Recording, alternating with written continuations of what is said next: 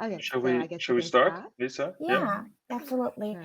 All yours, Angel. So I would like to welcome everyone. I am the curator of Video Touch and also a co-curator along with Cao Zhang and Lisa Park So-young for this project foundation, Web3 Media Art Festival. I would like to thank all the speakers and all the participants joining our panel discussion today. I would like to make a small introduction about foundation. It is a Web3 Media Art Festival with the aim to explore how the latest internet technology can be incorporated with contemporary art. The festival, actually, we have adapted a very unconventional format. It will start from now to September, starting with this panel discussion, followed by research project and our commissioning, and there will be an online exhibition along with other activities in March 2023. The festival is organized by Video Touch and supported by Hong Kong Art Development Council in collaboration and presented at the STEM Gallery. So now I will pass the time to Constant to give it a great introduction of this great space. And last look is that please note that we are recording the panel discussion today. Thank you. Thank you so much. I would like to, from Distant Gallery, would like to welcome everyone too. I'm extremely happy this collaboration took place. After just some great talks with Lisa over there, and I'm very happy that we can host this event, but that there's because Distant Gallery set out to basically introduce or like connect different scenes and different networks globally on the same kind of platform, and it's a platform kind of like an artisanal social medium that we're running, and so it will come with hiccups and new instructions, and that we're like step for step kind of like creating an artisanal new kind of grassroots social medium instead of working with commercial competitors. And this is something which I'm extremely proud that there's like this collaboration that Video Touch chose to host this with us and in this kind of collaboration. So I'd like to thank everyone.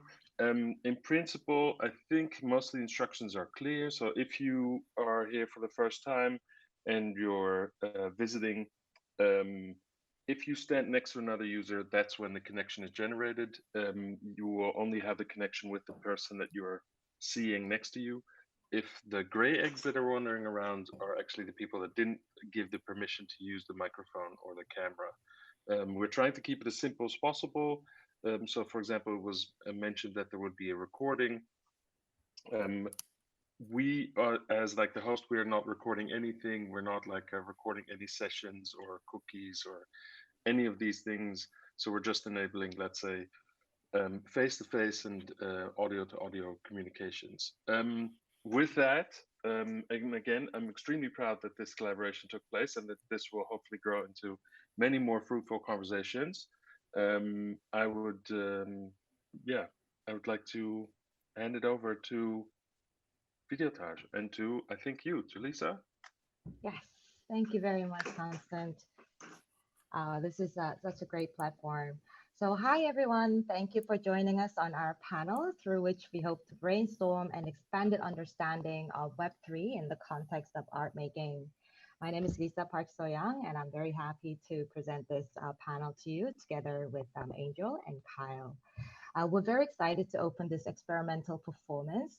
And one of the key ethos, as Constance said, for this gallery is the emphasis on sociality and community building, which we believe is one of the most urgent matters when it comes to welcoming this new paradigm of Web3 into our everyday lives, over and beyond the financial incentives and decentralized processes that are promised in the name of Web3. Before we move on, I just wanted to touch gently upon our curatorial direction, which is to enhance the social aspect of technology-driven interfaces as we move from the concept of Web 2.0 to Web 3. So new technologies zone in on solving a specific issue we face in our lives to provide the most efficient and effective remedy to specific problems we wish to solve.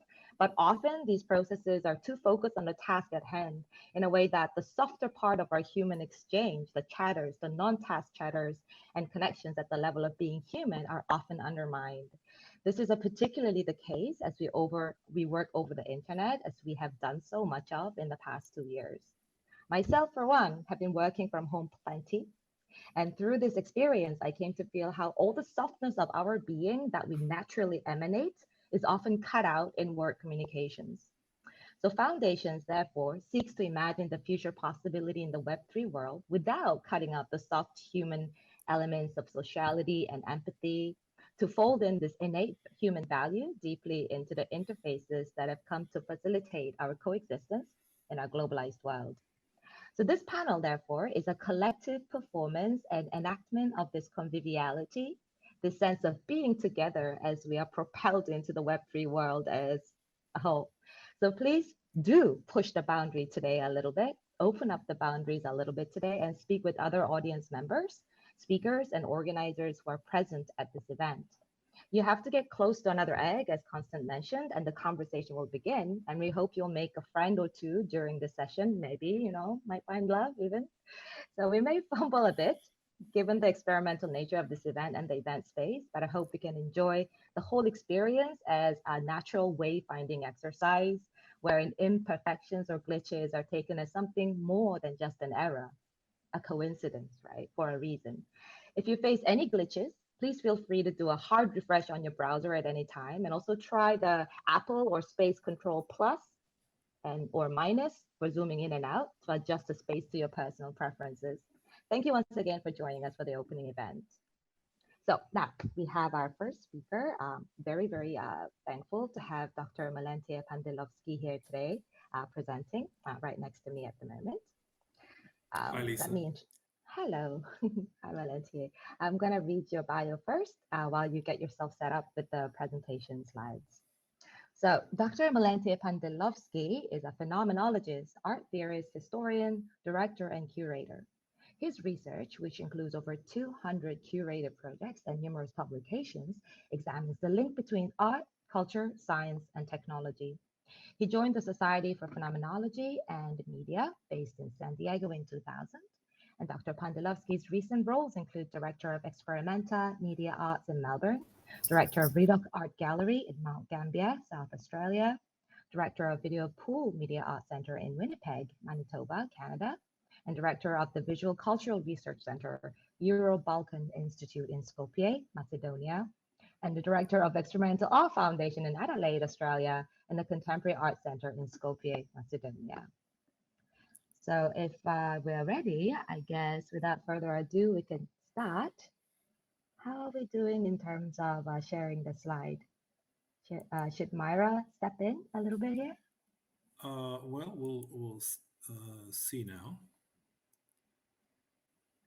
Okay, by the way, guys, so big eggs cannot fix the small eggs because big eggs are like presentation mode. So once we become small eggs, you can come and start conversing with us. For the time being, while we wait, we can wait for Melentie to set up. Yep. Good. Is this fine? Yes, we see something. Great. Okay, now I'm gonna be a small egg and listen in as well. Okay, should I make that bigger or?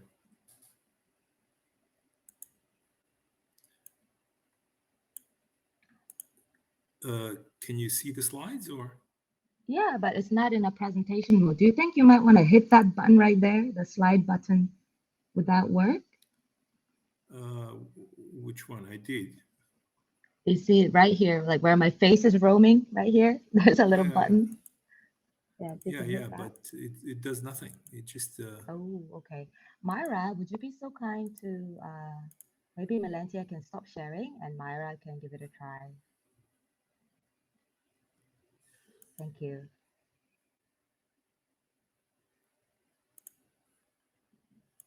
Wow, I even see people like in California.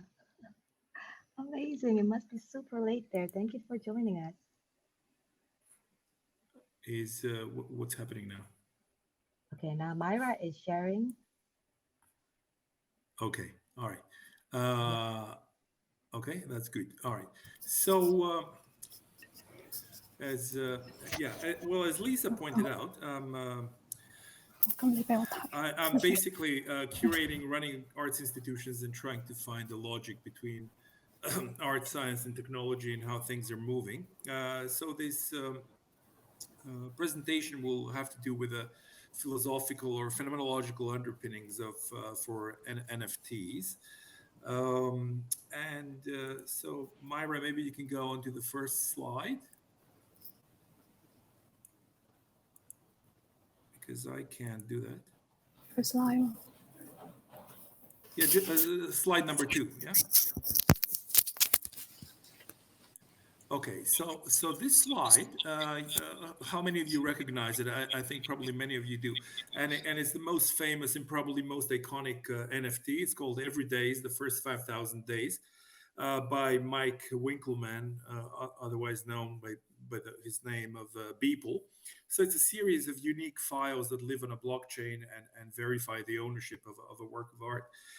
And Winkelmann's trajectory of sales is, I just couldn't resist. I had to use this as one of the first slides, is astounding because he was only able to sell a print for $100, even less than that for most of his career, before selling a series of works for 3.5 million. And then one of the NFTs which originally sold for 66,000 was resold for an astounding figure of 6.6 million. And then finally last year in a historic auction by Christie's, what happened was there was a sale of Every Days, the First 5,000 Days, which you're seeing, and it went for nearly 70 million. So not only that, but this put him among the top 3 most valuable living artists. So really the trajectory of moving, selling something for like $60 onto selling something for 60 million or $70 million was astounding, and it all happened in a year or two. It's a testament to what blockchain has brought us together with NFTs, and this kind of changed logic of how we go about seeing what is a work of art and approving what a work of art is. Can you move to the next slide, please? So the next slide should show Henri Bergson, who was a very famous philosopher. I think he even won the Nobel Prize for literature back in the 20s, but he's mostly forgotten now. And why he's interesting to me in this is that he came up with this. He said that the idea that for a new object, we might have to create a new concept, perhaps a new way of thinking, is deeply repugnant to us. So he claims basically that we have to change our way of thinking when facing new objects. And we have to really be aware of the difficulty in doing so. There is quite an interesting book which he wrote called Creative Evolution, back from 1944, printed by Random House in New York. So you guys can check it. And then also, quite interestingly, he said, no doubt one will count the sheep of a flock and say that there are 50 of them, although they're distinguished from each other, and the shepherd recognizes them without difficulty. It's in many ways it's kind of presenting us with a riddle of what NFTs are and how we're treating them. So next slide, if you may, and it should show Willem Flusser with 2 pairs of glasses.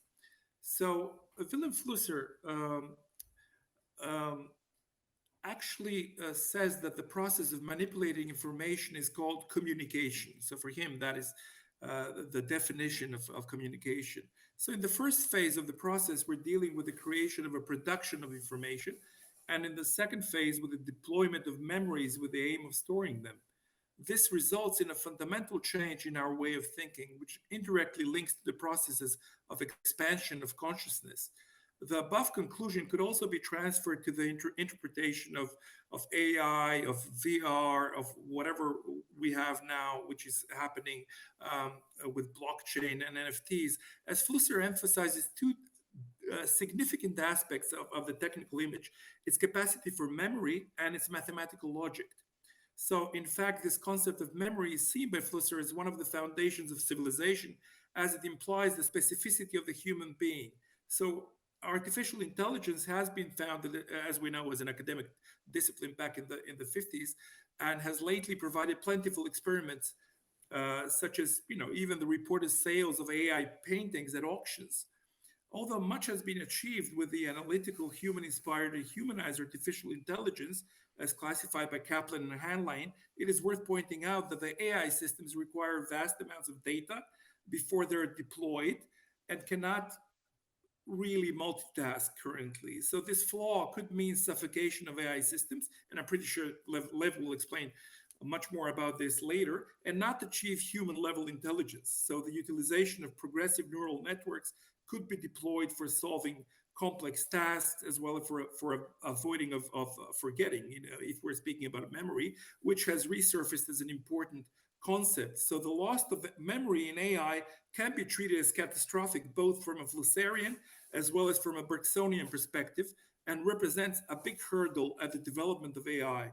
The above conclusion could also be transferred to the interpretations of AI and VR, as Flusser, even though before really his time, he's given us those basic significant aspects of the technical image in the capacity for memory and mathematical logic. So next slide, please. So in the next, you probably saw Obama in his cabinet using a VR set. Now, I just wanted to present that NFTs go way above just using them for artworks. So one of the newer developments is developing connection between VR and NFTs via blockchain technology, where digital assets in VR worlds are owned through NFTs, unlocking experiences of services in VR worlds. So as a phenomenologist, and I'm a firm believer that basically society and technology co-constitute each other. They go hand in hand. So my interest is, of course, the felt experience of this conversion. So German philosopher Thomas Metzinger draws the attention to the fact that we do not know what the psychological consequences of the use of VR will be, and points out to the risks of depersonalization after extended immersion in virtual environments, as well as to the need to study its long-term effects. He connects it to conscious experience produced by biological nervous systems, as he says that the general public will gradually acquire a new and intuitive understanding of what their very own conscious experience really is and what it always has been. VR is the representation of possible worlds and possible selves, with the aim of making them appear as real as possible, ideally by creating a subjective sense of presence in the user. Quite interestingly, Bergson also mentioned that its intuition really has supreme positioning above intellect, and that is something which we haven't really explored so much as civilization in the last 100 years or so. But I mean, it shows that consciousness is not only culturally and socially embedded, but also shaped by a specific technological niche that over time quickly acquires rapid autonomous dynamic and even new properties. This creates a complex convolution, a nested form of information flow in which the biological mind and its technological niche influence each other in ways we are just beginning to understand. So the next slide should be something. Can you see Marshall McLuhan? Yes. Okay, great. So Marshall McLuhan, of course, was the big media prophet of the 60s and 70s. He came up with this trinity, which is visual space, acoustic space, and the tetrad that impose themselves holistically. So visual space is the mind space of civilization that has proceeded from the last 4 millennia of linearity, relying heavily on the left quantitative hemisphere of the brain. Acoustic space is a projection of the right hemisphere based on qualitative thinking, so holistic and multi-centered rather than monocentered. And simultaneous understanding of both systems is necessary for our world's survival, as that is what enables integrated awareness. Now, the tetrad, McLuhan comes up with the tetrad late in his life. Actually, it wasn't even published before his death. So his son, Eric McLuhan, publishes it some 8 years after he dies. And so Marshall comes up with together with Eric. So they both come up with the tetrad. And it becomes crucial for the understanding of the current cultural shift between visual and acoustic space. After all, the tetrad, according to the McLuhans, is a means of focusing awareness on very hidden or unobserved qualities in culture and technology. So for McLuhan, the nature of media determines the nature of society. He writes with David Carson in the Book of Probes, once a new technology comes into the social milieu, it cannot cease to permeate this milieu until every institution is saturated. All technology becomes a part of the ritual that the tribe desperately strives to keep stabilized and permanent. Now, this in many ways kind of just tells me that NFTs and blockchain are here to stay, even though there have been huge fluctuations, and 92% of the value of NFTs was wiped out a few months ago. But still, just this sentence in the Book of Probes that once a new technology comes into the social milieu, it cannot cease to permeate this milieu until every institution is saturated, tells me that this will stay. And of course, McLuhan also speaks about these technologies producing a form of psychological death for mankind by separating it permanently from their natural order, the book of nature, through narcissists like self-involvement. And next slide, please. So maybe I'll just show you the tetrad. And so the tetrad is the 4 laws of media, according to McLuhan. That's the last slide. Basically, it's a means of focusing awareness on very hidden or unobserved qualities in culture and technology. So we have here presented the enhancement, obsolescence, retrieval, and reversal.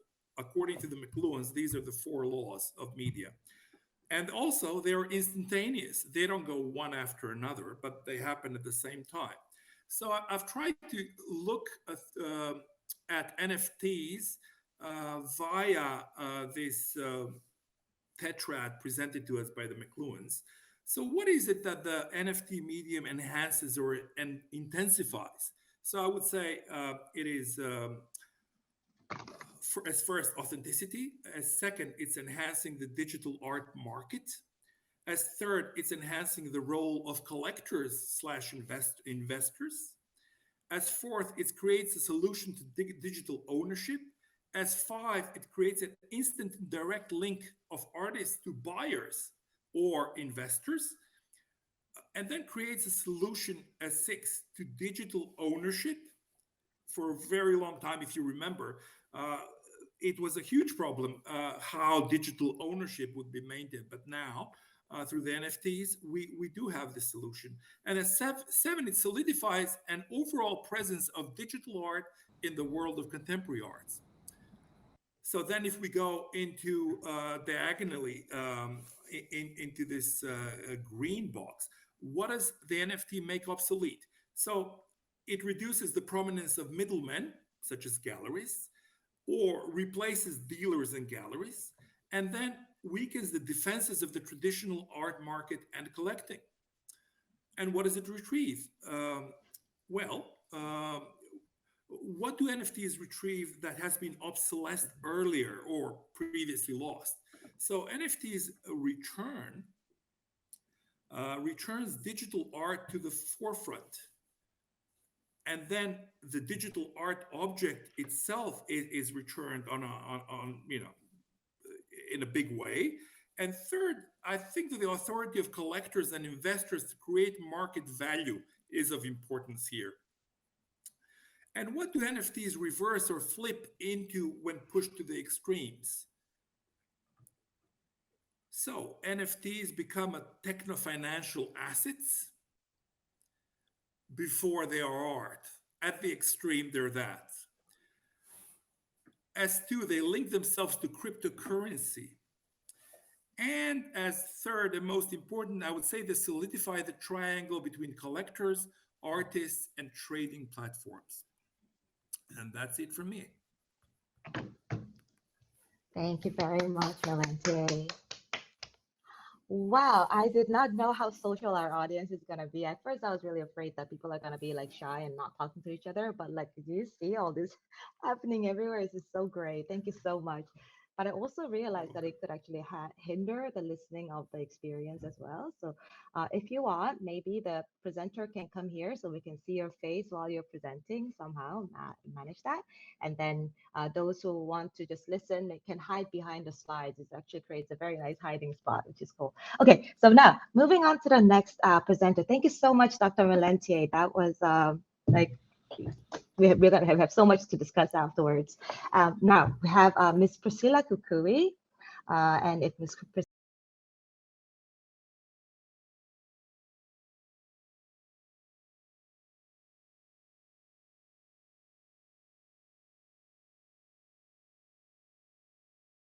in immersive and Web3 emerging technologies into her work as an artist. As technical director, she leads innovative metaverse, VR, AR, and immersive projects for large infrastructure projects in Australia. As an artist, she composes sense and crafts immersive multisensory stories using the same technologies and tools. Based in Sydney, she has exhibited in 9 physical galleries in Australia, including at the Bondi Art Gallery, Royal Botanic Gardens, Sydney College of the Arts in Sydney, or the Lockup in Newcastle. Her multisensory NFTs are available on crypto art platforms online. She is the founder of OV Square and co-founder of NFT Factory and Power Women NFT.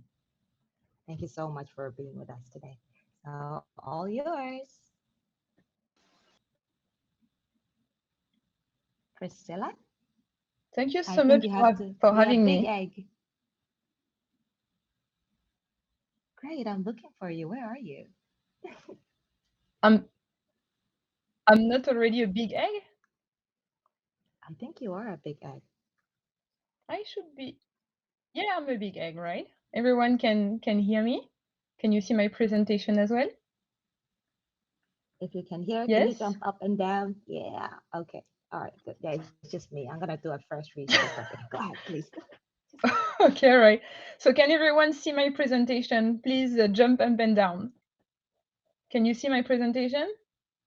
Yes, perfect. Thank you so much. Great, perfect. All right. So give me, yes, perfect. So thank you for having me. I'm very happy to be here today and to focus my presentation on art and new technology and Web3.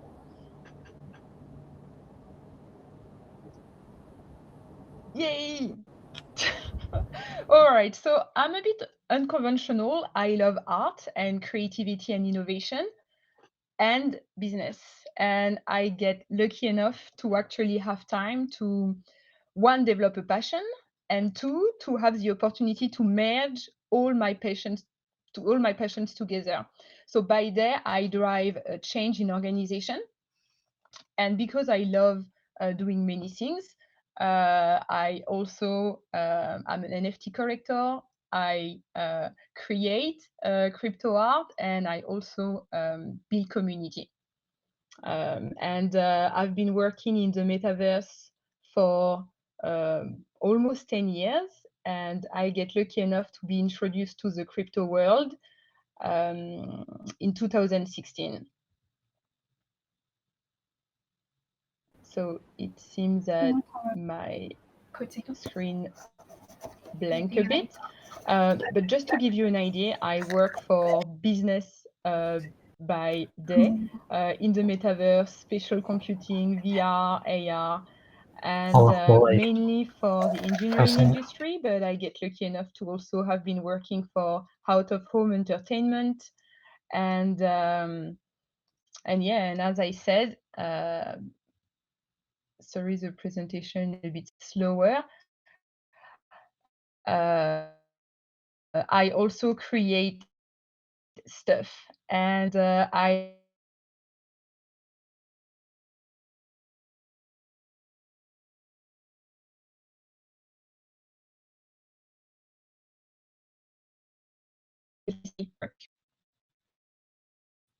will go back just a little bit on what Melentie has just said. So NFT was actually chosen as the Collins Dictionary World of the Year 2021. And he spoke about the Beeple's collage every day, which has been sold for 69 million. But NFTs can actually be many things. And I gave 2 more examples. So the Nyanyan cat animation has been sold for over 500K. And the first tweet, just setting my Twitter, has been sold by in March 2021 by Jack Dorsey, which was at the time the CEO of Twitter, for 2.9 million. All right, so what is an NFT? And I will give a quick definition before I start to dig deeper, because it's good to go back to basic.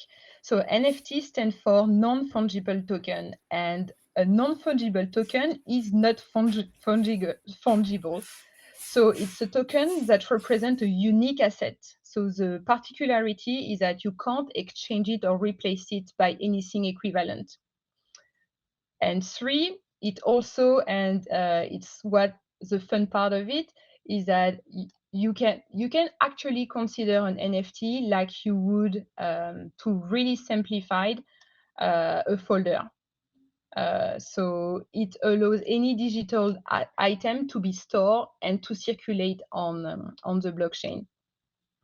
And as you can have it as, sorry, I said a folder, but a computer file on your laptop, an NFT can have different type, different usage. In some extent, really, you can really see them as computer file. There's many different categories of NFTs. So we spoke today about the art part at the bottom right, but actually you can have NFTs in the gaming industry, fashion industry, music industry, for video game, as collectibles, movies, and domain name, like PriscillaCookie.ed, for example, is an NFT. I bought my own at my own domain.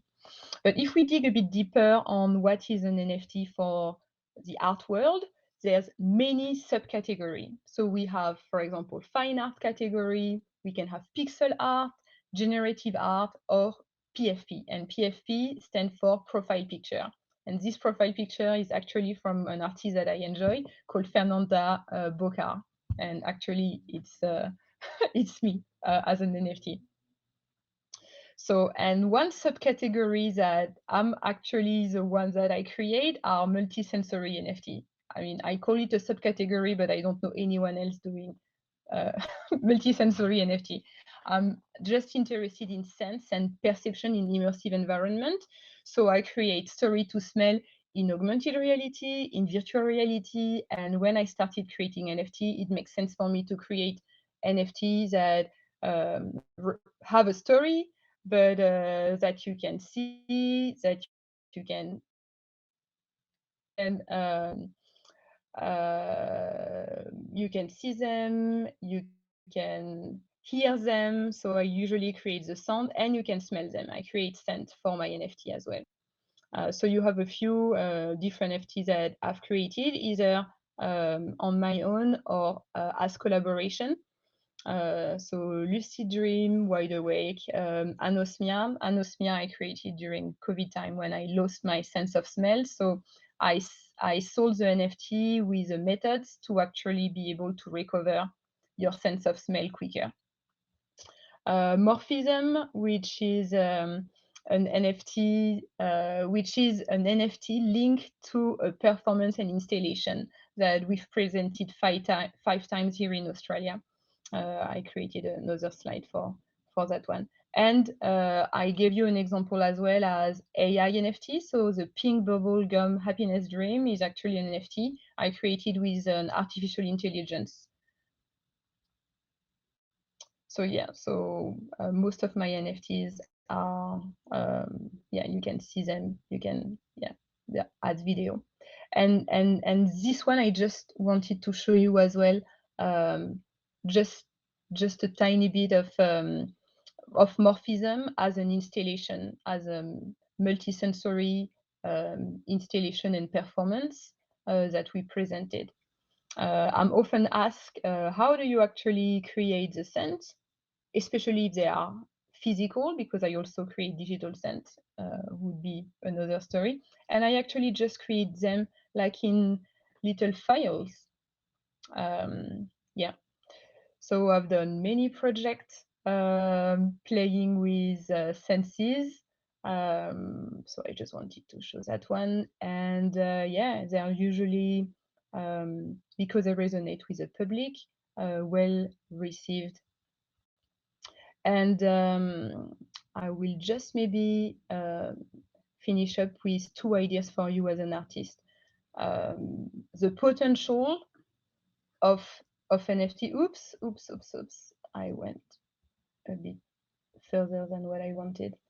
So I will finish with 2 ideas for you as an artist and why you could create and enter the space. So first, because I think that it's great, it empowers artists financially. The NFT market has grown from 20,000% in a year. And it's not a number that I'm just giving like that. It's actually a number given by the non-fungible report from 2022. It's almost 200 pages report on NFT. I think that I'm reading a lot on that, and this report is quite a good one. So it's not a number that I'm just giving away just to impress. And just to give you an idea of what does it mean, 20,000% in volume traded on platform, it means that if you had invested 1,000, 1 year later, you would have $210,000. So this is what that means. 2, it's really interesting for artists to jump into that place because it just unleashes your creativity. You can just create, it's just a new tool to play with. And 3, on the provenance, you can actually track your work. Not only you have access to a new market because you expose your work internationally, but you can also track where it comes from and add different information to always get some royalties on your work, and you know who's buying and the second market, third market, and etc. And the last slide, because there's also challenges in making art within and for Web3, and I will just name 3 of them. The first one is the safety. We often hear, the Web3 space is a scam because it's not a safe space, and it's true that you always need to be careful, but it's like anywhere, you always need to be careful. The second one is that you need to be, and it's linked to the first one, you need to be very careful on who you trust. And the third challenges is actually the market. So at this stage, even if it's quite, so I see it everywhere, but it's a bias that I have.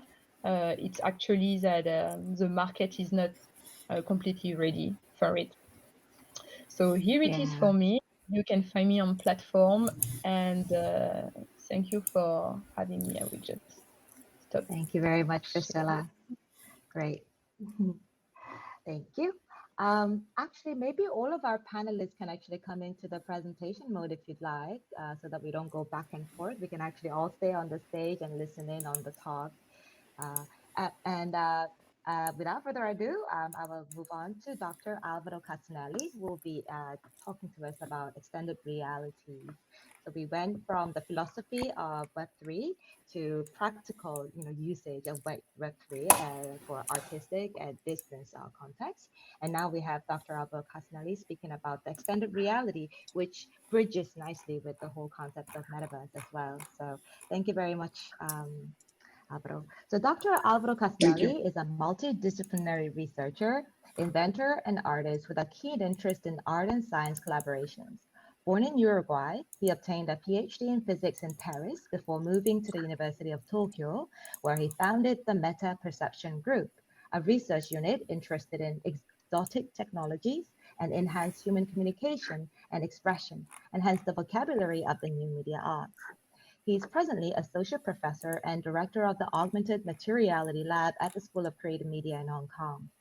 Art awards include Art Grand Prix, Japan Media Art Festival, Entertainment Excellence Prize, Japan Media Art Festival, Ars Electronica Honorary Mention, Nissan Innovative Award, Lava Virtual Grand Prize, Panasonic Prize, Digital Content Expo Prize at SIGGRAPH Emerging Technologies, etc., etc. So, ladies and gentlemen, we welcome Dr. Alvaro Castanelli. Thank you very much. Yeah, thank you, Lisa. It's an honor to be here. It's already, I think I don't have anything to say because everybody already really put a lot of context. So we'll try to make it brief. It's 7 minutes, right? And but I wanted to also give some let's say, not philosophical context, but my point of view on these new emergent technologies.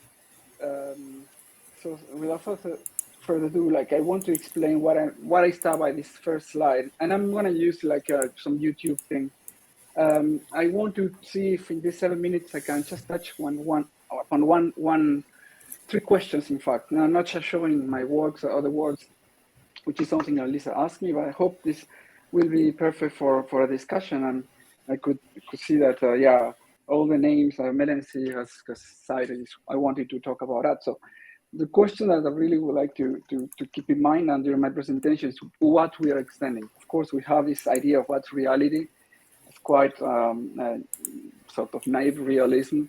But then there are also why we seek to extend that. What are we bored about the world? And then finally, what kind of choices we make? What is worth extending? What is not? So that means that some things, it sounds a little eugenics of technology. I mean, we want to augment our superpowers or whatever, but certain things are not good to augment. So I will show very much in line to Melentie also that there is not something that we can really think about it. And in at least in first, yeah. I think you're hiding behind the green block. Can you come up here? You're speaking. Yes, thank you. You're hiding behind the block. Sorry. That's technology. Okay. So yeah, that's how it works. So okay, this is strange. This way of passing my slide. So yeah, first question. It's like is that XR a tool? People think about that as something that maybe sort of extend perception and action. So it's goal oriented first. It's like when you invented a camera or painting to represent something.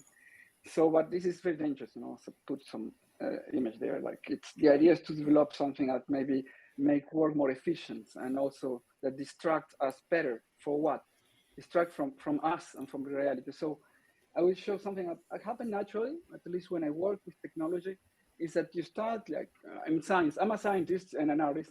So I started really using tools and creating my own tools, and suddenly something very strange was happening. For instance, like here, typically you invent a phone, phones work, it's really practical. Then you use that on a robot for telepresence, that's fantastic. Then you move, if I can move it, to very interesting, other instantiation like this mechanical Turk. We are working in our lab on something a little similar. So you can use humans and technology to make it actually more human maybe. Then there are some professors that you probably know that has been since a long time trying to imagine other forms of embodiment here. For instance, putting telepresence through a drone so your head is flying. So it seems that yeah, it can be useful, right? Then we move on a little more in it's something that starts to be less easy to define, So sorry, this is very weird. I cannot pass the slide. So yeah, you have stellar, this idea now the body is obsolete, and then wow, we can do much more. Now we can have maybe different bodies, and then one moment you really wonder what we are doing. So I call it like this: the experience become transcendent. So of course, it not become like something that necessarily you use and some have purpose, right? I have 3 minutes to show everything now in a cascade of stuff. So this is the realm of art and science for me. So in which the thing has not really yet been defined. So it's great because you're experimenting and creating not just an experience, but a new reality. So of course, you don't have time to go into the details on the slides, but many new media artists been thinking about that. Now we were really somehow building the future, and now yeah, the pace is no longer something that it's weird. You see from first time, it's everywhere. You have cameras with AI here, so they are everywhere, right? So so I just show some of my works because it started in a very strange way. So I was working with tracking technology in 2004, and I like photography, so start playing with some interface that could modify certain different thing like time. Here you paint with time, so it's time black photography, a different way of seeing the world. You can see more in my YouTube. So I was starting to really go in a direction of what I'm, we have, of course, you talk about Flusser, how strong our perception depends on this medium, right? So now, obviously, at the time, nobody wanted to touch a screen, and not something you get dirty. So I was trying to really break that. You have to press the screen, so there is some action, and times move locally there. Then another example of something that, at first, sorry, hello, can you hear me? Yes. I don't know why I somehow suddenly the sound disappeared. Okay, yeah, see, I couldn't cut the videos. I'm sorry. So let's move on. Yeah, so this is beautiful. Many people start thinking, yeah, it make reference to of course, I mean, futurism, cubism, all this idea of the breaking of some way of seeing continuity of the experience. Then sorry, so it stopped. This is another thing. This came from research I was doing with lasers. Oh. So I ask you, okay, one more minute.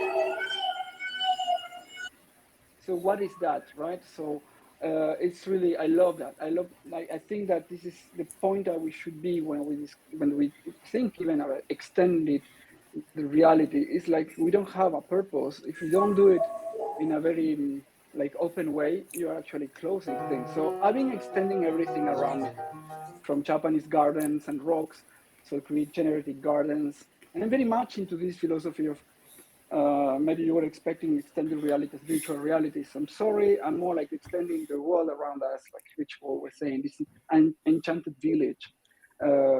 So it's this kind of extended reality that I'm interested. That's why this lab is called augmented reality. But even though I'm trying to augment maybe just objects using biological principles and, not motors, must be really like biology, a very complicated set of things that work together.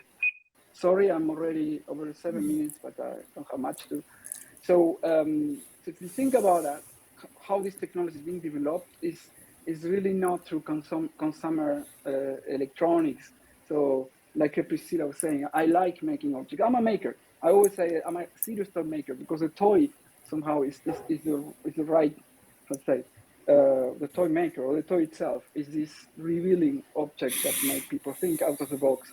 So it's quite interesting how it works. If you want to stay on that, it's really like you inject vibration, you check randomness on things, and you use, of course, machine learning because that's the glue now. So you can have systems that become really smart and having complex behavior thanks to the learning of their own bodies. I'm not even talking about the learning of higher level cognitive abilities. It's like I can know things on my body by experience, and you can do that with objects. I call interoceptive. And that's also, so I really try to continue developing the direction. So what happened here? So, okay, now the object itself, what is the body? I'm saying that learns. I show light. Light was a sort of body that has some sort of behavior. There is no camera projector. It's the light itself that has sensing. And then here I was saying, okay, I can do more than augmented, spatial augmented reality. So that Priscilla was talking about spatial physical computing. It doesn't need to be in the object itself. It could be on the person who projects or some machine that project. That can be a public, interesting function projector. So here I'm projecting sound and detecting sounds with directional microphones on objects that were broken. A pizza box can become a computer, for instance, or people were really talking with a banana. And of course, all this makes it's really funny. It has a lot of jokes, but ask really serious questions. Bruce Sterling was saying that when he saw that, that's the thing. Augmented reality, or what I call augmented materiality, is the graphic front end of all this ubiquitous world. No? Yeah, and then of course it may be a key application for sustainability because objects can be broken. Computing power is cheap. So and then there's a second shift. I didn't show the first slide that I was saying. Now the first shift is actually to really observe the media, not just the world. So now you have this system that starts to be very close to you because you are augmented and you are putting something of yourself. And then of course at one moment it actually asks many more questions about you, who you are. So we've been investigating in our lab into that direction. Of course, prosthetics and blind, I'm very interested on seeing this is an old work, but it really works. It's very simple technology, and then of course it's called sometimes sensorial substitution. This is not really the case. The idea is to try to make new sense. All this is for the discussion, and I can't believe I've been trying also to merge things with the machine with you. So you put the sensors on the surface of the car, so you feel the car. If we have a little more time, I would like to show this video. You can check, maybe some of you know. I will finish us with that. It's a more classic sense, what it is, what people think about augmented virtual reality and the new medium. So it's not about using it just for doing the same, but it has some particularity. And for me, the most important one is that they are reflective. They talk about themselves. So it's like metafiction. For me, it's the closest that there is now about literature, devices.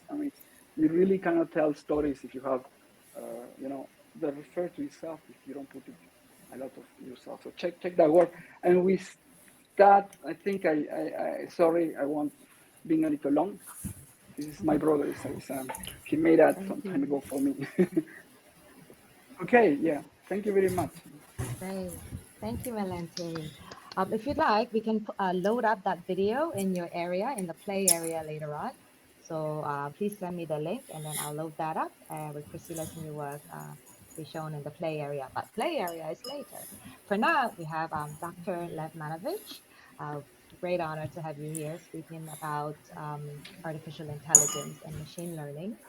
And also, may I just mention that this background, this beautiful background image over here was actually handmade by Dr. Lev Manovich last night because, we had something up here and it wasn't that, that like fancy. So grateful to have this space kind of curated by the aesthetic sensibility of Dr. Lev Manovich together with the AI collaboration through called Mid-Journey software. So, okay, Dr. Lev Manovich, if you could come on and load up your screen that you may want to share. Okay. I'll read your bio first. Okay. Let's So see. Dr. Manovich is a digital cultural theorist, writer, and artist. He was included in the list of 25 people shaping the future of design and the list of 50 most interesting people building the future. Currently, he's a presidential professor at the Graduate Center, City University of New York, and a director of the Cultural Analytics Lab. Over the last 3 decades, he published 180 articles and 15 books that include cultural analytics, Instagram and contemporary image, as well as The Language of New Media, which was described as the most suggestive and broad-ranging media history since Marshall McLuhan. Dr. Manovich's digital art projects were shown in 112 international exhibitions in Centre Pompidou, ICA London, ZKM, Kiasma, and other leading venues. And yes, there we go. The stage is yours. Thank you so much, Lisa, and presenters. I was first very reluctant when Lisa said we're going to use this platform because one part of me is a very traditional academic who likes to write texts. Read text, actually write text. Yeah, reading text became a bit more difficult after so many years of Instagram.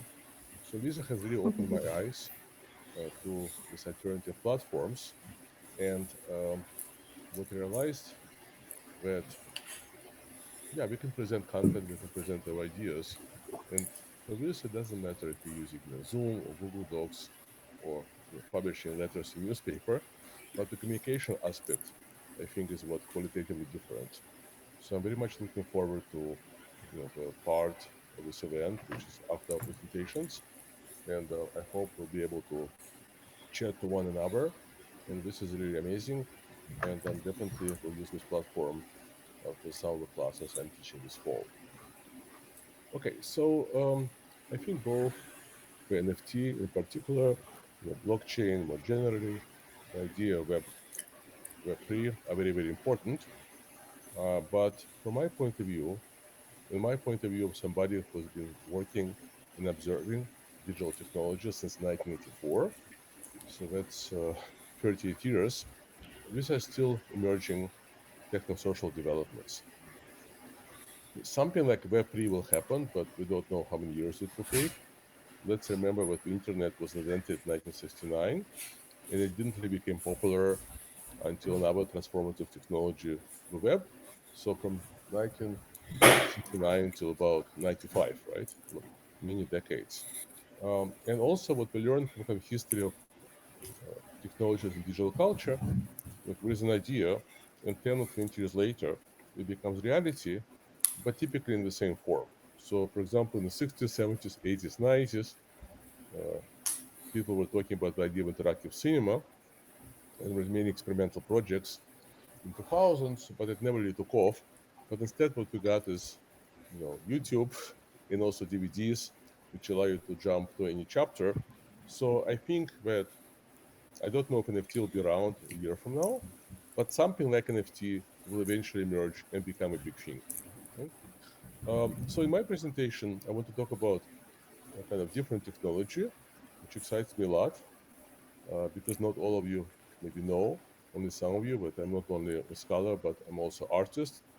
I was originally educated in art starting at the age of 12. After getting my PhD in 1993, I spent actually 20 years teaching art departments. Most of my classes were studio practice. And only in 2013, when I moved to New York, I became professor of computer science because we didn't have any art at the CUNY Graduate Center. So in the last 2 months, like practically everybody I know, I got incredibly excited about what I think is a true revolution in visual communication, which is the arrival of what's called AI image synthesis. So services such as Midjourney, Stable Diffusion, DALL-E, Imagen, and others.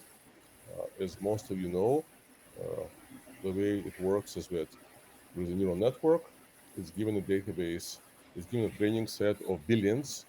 One of its data sets is 5.4 billion image and text pairs. And then the network learns to associate text and images. And when you can type a text prompt, it will generate new images, and these images are truly original. They did not exist before. From my mind, right, of a practicing artist who's been doing it for almost 50 years, this is one of the biggest revolutions, I think, in the history of art and visual communication, which perhaps can be compared to the introduction of one-point linear perspective in Italian Renaissance, Gutenberg press, photography, video, and the web. So what I want to do in the next 5 minutes is to, first of all, show you some of my older traditional drawings, and then some of works I'm doing using Midjourney Stable Diffusion. We're actually trying to get these tools to make images which are closer to my, let's say, idiosyncratic aesthetic, which is very different from what these tools are very good at, which is more kind of disco, neon lights, video games, Hollywood effects, concept art, which is what you see 99% of people doing. Okay? So first of all, let me show you right where I came from. So these are the drawings which I made between the ages of 17 and 25. And also there are a couple of new ones which I made this summer. So it's pen and ink, and also, I don't know if it's okay, but one thing I wonder, because I'm sharing, okay, so I'm sharing only one, I'm sharing one browser, right, one Chrome window. So I guess if I go to the second one, right, it will not, I will not be able to show this, right? Lisa? Or somebody? You guys don't see the second. I don't know how to do it. Yeah, because, no second tab. No You second. could unshare this one and share that other one if you want. Try very quickly. Let me see. Stop. Okay, where do I do it? Okay, let me see if I can do it. Sorry, I didn't realize. I forgot. Okay, let me try very quickly. Okay, so let's try. Okay. Start sharing your screen. You already have screen. Okay, yeah, but now of course I can't. I don't see a way to. Anyway, okay, let's just continue. Yeah, I don't see. I can't figure out how to do it. So again, anyway, so this is kind of my aesthetics, right? So now let's look at some of my Midjourney and Stable Diffusion images. And if I have a few more minutes, I will make some theoretical points because what I'm kind of been happy, what I've been doing the last 2 months, and I wasn't planning it happened organically. I would use mostly my own images, which I would generate. When I would share them, you know, the way artists use Facebook, I was always making fun of them, why artists only post about their own work. Now I see why. It's very satisfying. And then I was kind of accompanied by theoretical points. So something again spontaneous emerged where for 30 years I was writing about theory of digital culture, and I would use works of other artists to illustrate it. And I said, well, now maybe I can use my own works. So let's just try. You guys see the browser, right? You see the browser. I don't know. Do you see the browser? Yeah, I see the browser. Perfect. Let me just go up here. Okay. So what I wonder is, okay, this is our event, as you can see. So if I open, right, if I click on these images, I wonder if you guys are going to see them. Do you see them? Yeah, do you see or? Yes. Yeah. Yeah, okay. Yeah, so this is the latest series of images I did. So basically, this is using Midjourney. No, I'm sorry, actually it was about a month ago. So now you can make more realistic images, but I'm actually interested, right, in the biases and imperfections with networks. And also I wanted to preserve them as historical artifact. So this project is a series of, larger series of like image series, which I'm doing, while I'm also writing about the idea of artificial or synthetic memory. Right? So these particular images are a result of a prompt, which said something like a group portrait of 10th grade high school students in Moscow in 1976, because I was born in 1960. So in 1976, I was in the last 10th grade. So it's almost trying to recreate, or simulate, or construct, or synthesize my kind of memories. There has been, there are very, very few photographs which remains from this period. If you start Googling, you'll get lots of official representations of workers, Red Square, and so on, both from the Soviet media and also from foreign journalists. And but not so many kind of private photographs left. So I only have maybe a few photographs from my whole life in Russia. And as we know, with data sets which are used to train with networks, right, basically they scrape from a web. The companies don't curate some custom data sets. So whatever on the web gets inside the network mind. And of course, there are many more images of places like New York or Hong Kong from the time in Moscow. So what's interesting here, right? Yes, of course, people pay attention immediately when there are some anatomical imperfections. Some people feel zombies. I don't even notice that. What interests me is how AI is kind of trying to simulate visual aesthetics of photography in different periods. So it obviously has some awareness of the history of media. So I wonder if we can use these AIs to actually teach history of media, and then also face expressions. You can also see how in some images, every face is individual. In other images, it's like the same face, which is repeated. So there's enough here, right, for me to write a whole book. And one thing I want to say, so basically this series of images are about this idea of historical memory. And now I will show you a different post, right? Sorry, a different series, right? So this is the same series. So in this case, the prompt which I was using is something like a Soviet USSR city or USSR small city. Sometimes I would say in Siberia, sometimes not. 1970s. And this also reveals, I think, very beautifully a kind of biases of these networks. So the moment I would put Moscow, right, or Russia in any of my prompts, most of the time it will start, right, I get these images, I would say things like melancholic, and the image does look melancholic, but would immediately also insert images of churches that are square. And this, of course, reveals how unequal, right, is our kind of public media presentations, right? So it shows us that through 150 years of photography and video and television, there are certain places and certain subjects on this planet which got so much more media attention and others are not. Anyway, so this is like using different prompts.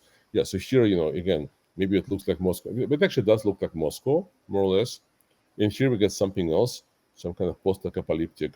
So perhaps we can imagine that Russia has lost a war and maybe eventually, like it started nuclear war and eventually was destroyed by EU. Anyway, so I kind of like this post-apocalyptic images. And here, I was trying to make pictures of kind of Soviet cities in the 1970s, which of course never looked like this. But at the same time, maybe there's another interesting thing about these technologies. And the fact that they're imperfect is what's interesting about it. In some ways, people said, it kind of looks like my memories. And I wonder how we store visual memories in our brain, right? Because, for example, this software, this AI software having difficulty of perspective, right?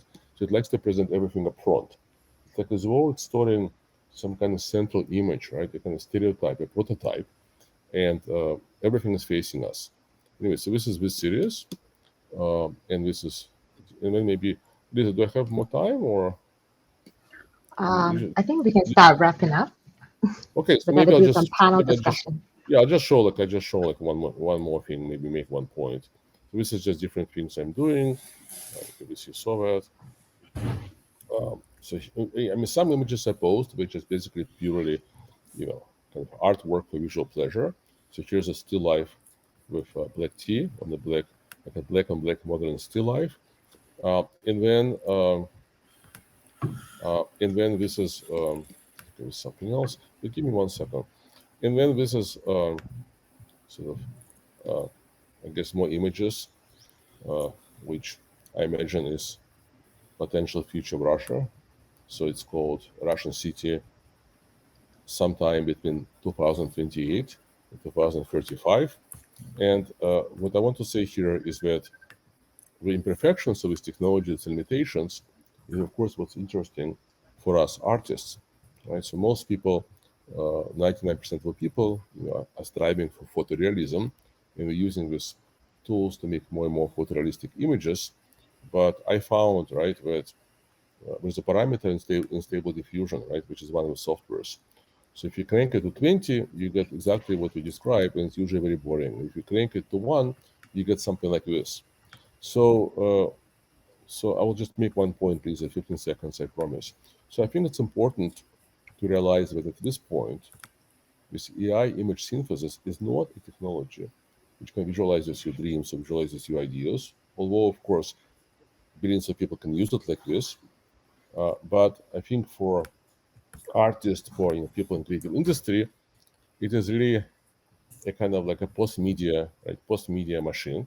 It generates media, and in a way, if you give it more freedom, right, it makes something more interesting. So here the parameter was set at 3, and you get something which is kind of looks like cities, right, or landscapes, something between nature and culture, and it doesn't really correspond to my prompt, right? So people are kind of obsessed with this idea that we have this prompt art, and eventually we'll have prompt engineering. I'm sure that these prompts will go away. There's going to be another interface. You can already interface with image, but I think for me, the most interesting images I got out of the system, and many people said, "Lev, this is like the most unique images we saw done with AI in the last 2 months." I'm like, "Thank you so much for this compliment." Where in a way, like the network used 5% of my input and then did something else, right? So the metaphor of dreaming is wrong. The metaphor of kind of visualization machine for a mind is wrong. It is really its own artistic medium with its own kind of strong biases and strong idiosyncrasies. And this is what's interesting about it for me. And I will stop. Okay, I'm sorry, trying to figure out where I can't find. But okay, stop sharing screen. Yeah, sorry, because I'm on a laptop, so it's like very hard to see buttons. Okay, got it. Okay, Thank you very but it much. doesn't allow me to when I say stop. Okay. Am I? So now a question becomes how to stop streaming. We had the same problem with Melentie, right? So I don't know how to do it. Okay, what if I just stop streaming? Would this help? Okay. Oh yeah, it's good now. Okay. Thank Good you to know. very much for Okay, so wrestling sorry I with took this so much silence, interface. but okay. No. Yeah, I think we're kind of overrunning a little bit, all of us all together collectively, but it's a performance. It's an experimental performance of all of us happening right now. So thank you very much. It's really interesting. There's this more and more yearning towards like this nostalgic past, towards the softness in many of the discussions that we see over here. As we are sort of walking into this future, which is, flooded with AIs and new ways of machinic thinking. So thank you very much for that. Next, we would have Dr. Dekai, who is an AI scientist and a professor. So if Dekai could set up, I would go ahead and introduce. Dr. Dekai is professor of computer science and engineering at Hong Kong UST and distinguished research scholar at Berkeley's International Computer Science Institute.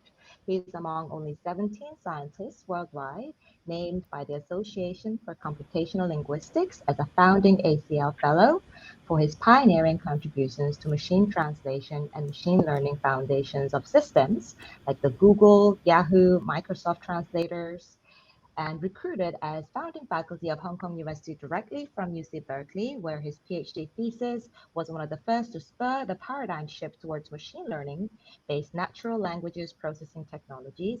He founded Hong Kong USC's internationally funded Human Language Technology Center, which launched the world's first web translator over 20 years ago. Dr. Dekai is Dr. Dekai's cross-disciplinary work relating music, language, intelligence, and cultures to relate and stems from a liberal arts perspective, emphasizing creativity in both technical and humanistic dimensions. Thank you very much. Oh, and before I go, if all of us could sort of mute our microphone, especially those who are presenting, except for Dekai, that would be great. Thank you so much. I'm going to mute myself now. All yours, Dekai. Is my microphone working? Oh, yes, I'm not. very nice. Okay. Please go ahead. Well, thank you for that very nice introduction. I'm really happy to be here and hear all these fascinating talks. So I'm coming at this, as Lisa just mentioned, from a hardcore history of AI, developing new machine learning approaches to AI language and creativity and empathy. And over the years, my research has touched on a number of disparate areas within this field of AI. A lot of it has dealt with questions of how to humanize AI, because I believe not doing so is going to have disastrous consequences for humanity. Now, among these areas of humanizing AI, one is computational creativity, and another is computational empathy, or empathetic AI. What's interesting is most of us don't think of creativity and empathy in the same breath. but actually good creativity is linked to empathy in several interesting ways. So let's start, just sort of start by framing, what creativity is, especially in AI. So creating good ideas is generally an iterative process of generating and filtering and generating and filtering and so on. We do, this is something we do in daily life all the time. In AI modeling, we often think of generating as a kind of search, where generating candidate concepts or ideas is thought of as searching a typically infinite space of possible concepts. Given the high complexity of realistic domains, even finding good directions to search is extremely difficult. So for example, if you're a writer, you face an infinite variety of directions to search for a novel, of which a vanishingly small percentage are actually decent literature. And so to search these vast spaces, you need extremely good heuristics to be able to search efficiently. On the other hand, filtering is typically modeled as some kind of scoring, where scores indicate some estimate of how good or how bad a candidate concept is. And this is usually formulated in terms of an objective function, which in AI is some kind of distance or cost or error from the desired objective or outcome. Now, the thing is, both generating and filtering are essential. Without generation, there are no candidate ideas to filter. Without filtering, bad ideas swamp good ideas. So let's turn to the question at hand about the relationship of empathy and creativity. And to begin with, let me ask you, have you ever been confronted with artwork that just completely fails to resonate with you in any way? Like everybody's going, oh no, that's never happened.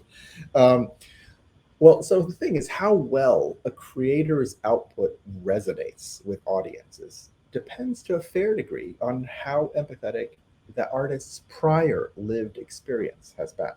Right now, we're all used to this image of artists who are holed up by themselves, immersed wholly in creative ferment, not paying attention to anything or anyone else.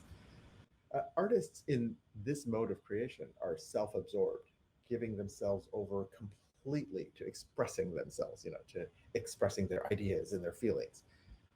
We don't think of them as being particularly empathetic while they're in that state. But much of the creative generation of new ideas is driven by the unconscious, the automatic mental processes of what Danny Kahneman calls System 1. These heuristic processes operate below the radar. They're quick, at least in comparison to our slow, conscious, rational, controlled reasoning processes, what Kahneman calls System 2. They're processes that are reflexive. They heavily reflect past experiences, associations, patterns, intuitions, habits. And because of that, they're also subject to all our many unconscious cognitive biases, whether rational or not.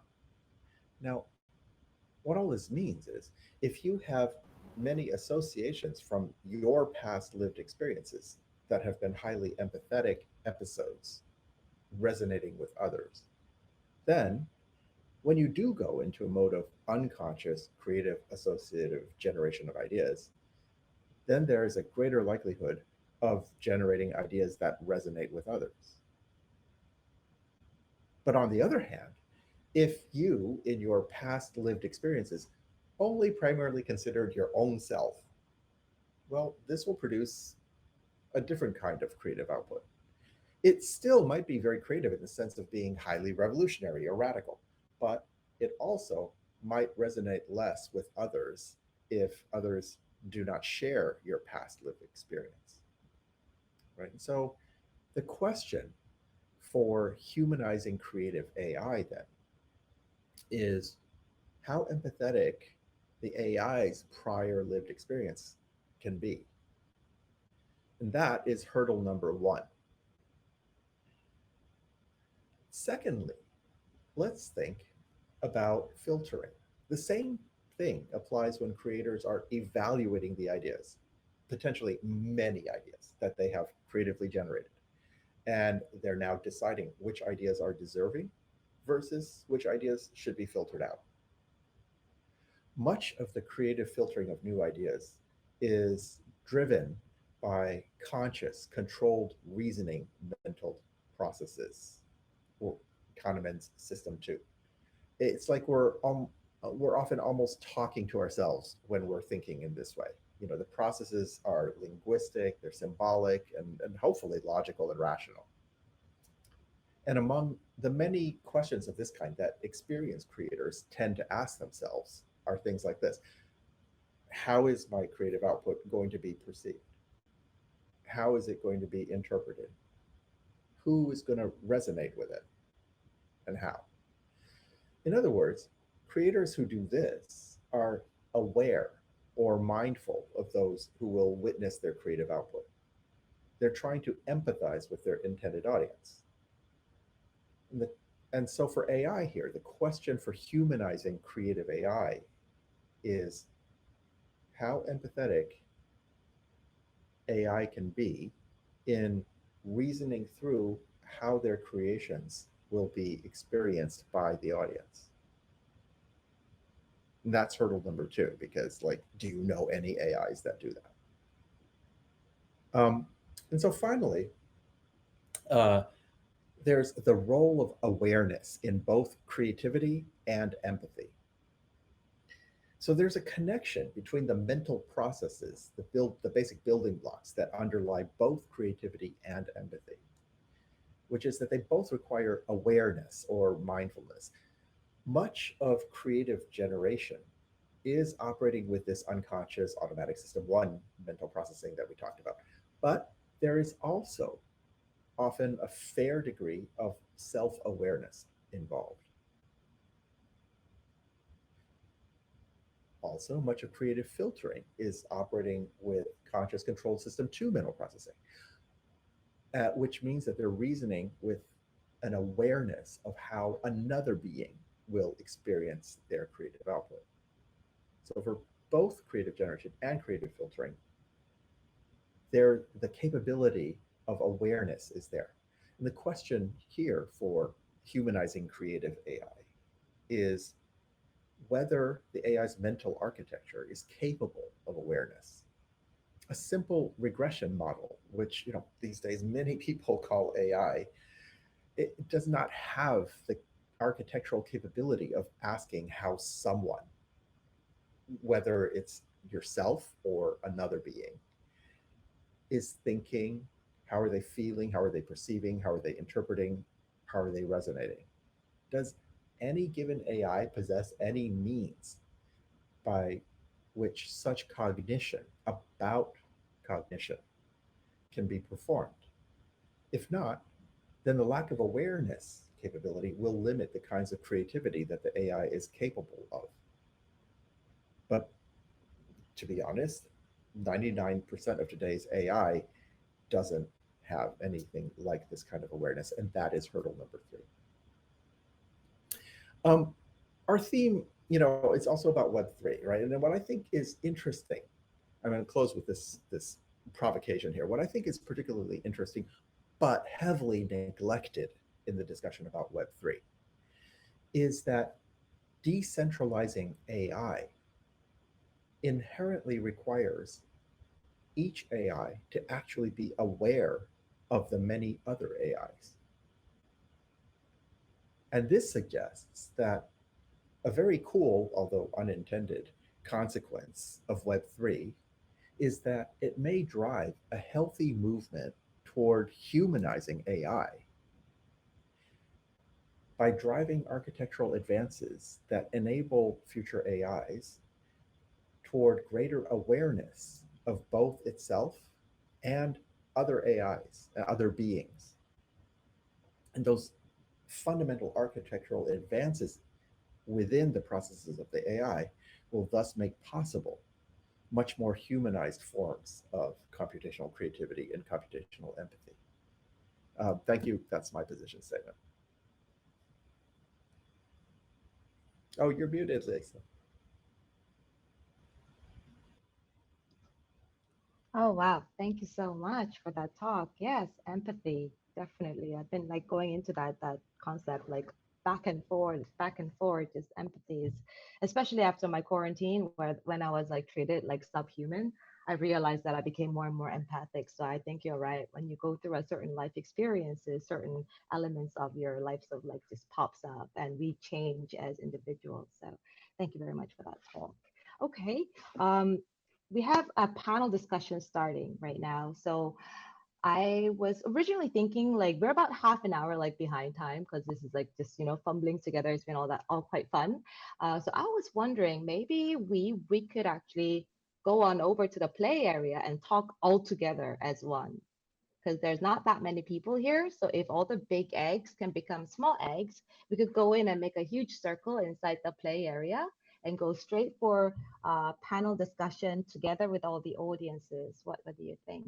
Because originally we're thinking of doing a half an hour panel discussion here and then moving to the play space for open conversation.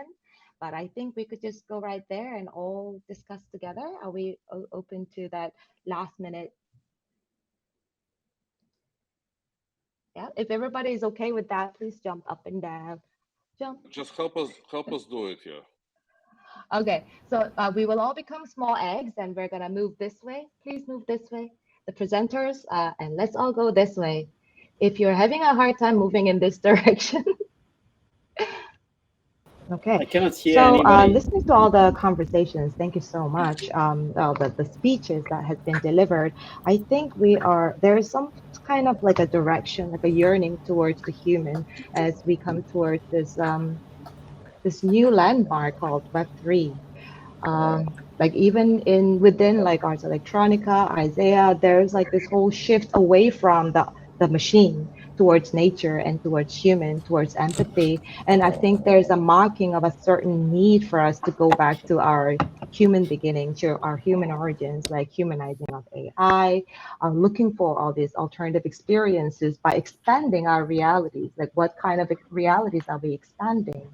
What kind of new art practices can come out in the Web3 space, and how do we navigate it? When it's so full of this financial discourse about making money and less about making a real change. So there's many different ways Web3 can be utilized and hacked and used for the purpose of art. So and also Dr. Lev Manovich is also going through this very special process of reflecting back into the history, into the past, the nostalgic past, and under the concept of synthetic memory, of regenerating a past that has already gone and passed. And there's this very softness that we are all advocating for in the context of Web3. And I think that is a general human approach when, in the, yeah.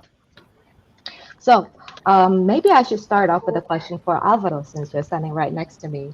When you said that when all your artworks are sort of geared towards extension of reality, what kind of reality are we speaking about? Like, is it a reality of our mind, inside our mind, a reality of what kind of realities do you think we should be striving towards expanding?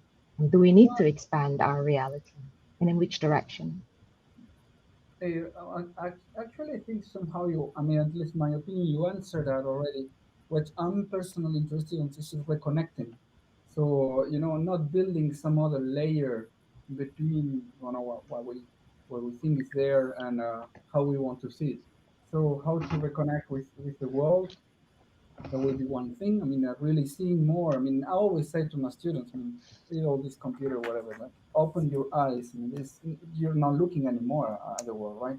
So how to make it not necessarily transparent. If you do technology that is transparent, it may still serve some purpose and you really lose control or at least connection with yourself. I don't want to make it very long, of course, because I think it is very much connected with the problem of the memories. And that's a question also I have for the idea that technology is now containing humanity, even if you don't want. Of course, we may think about how to do it better, but there is a reflection of ourselves, definitely. No, in good ways and bad ways. I've been repeating like that.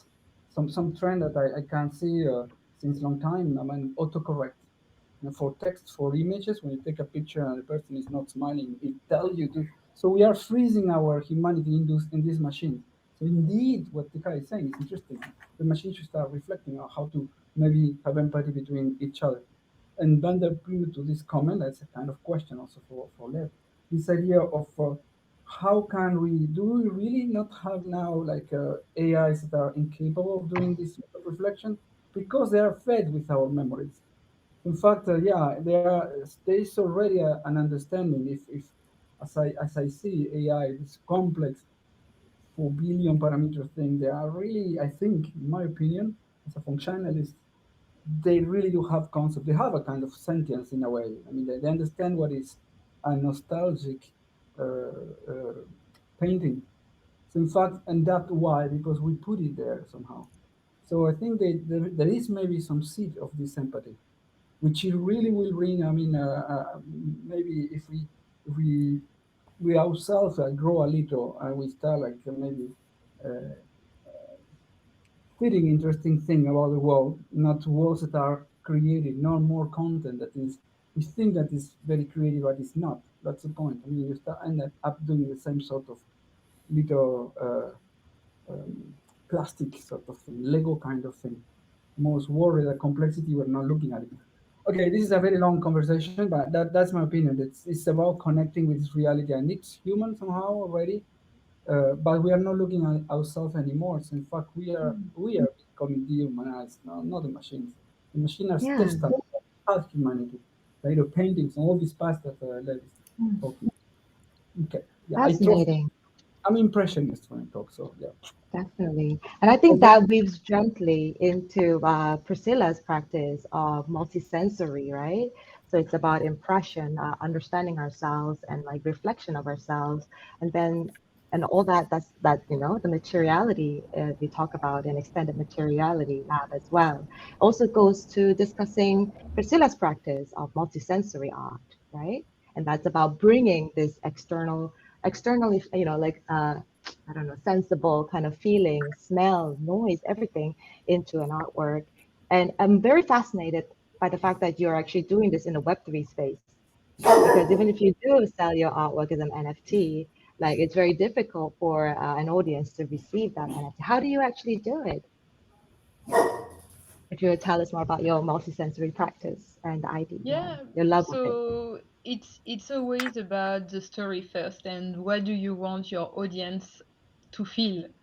So it's about understanding, and I think that it's also, you wouldn't ask, and it's exactly the same, you wouldn't ask a painter why they use this specific color for their painting, right? You wouldn't be like, oh, but why did you use red?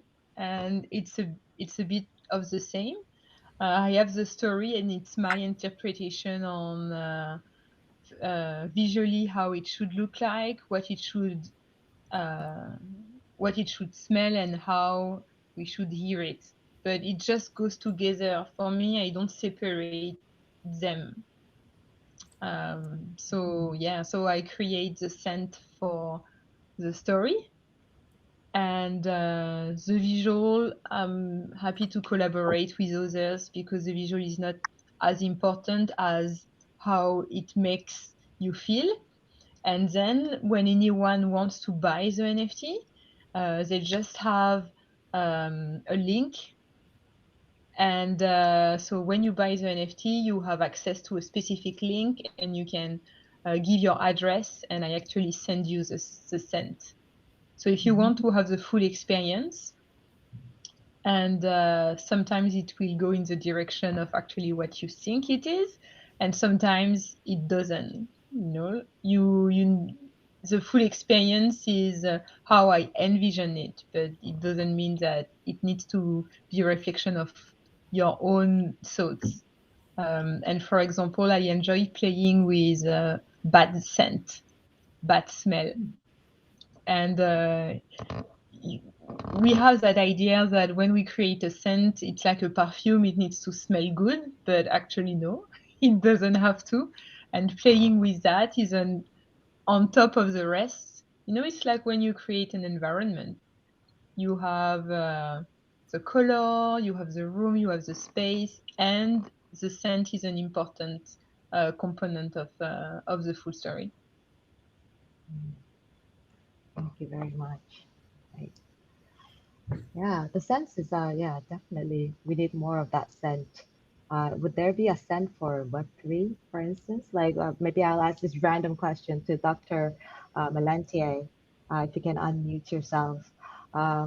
Yeah, like if you were to imagine like a scent of a Web3, this is really random question, right?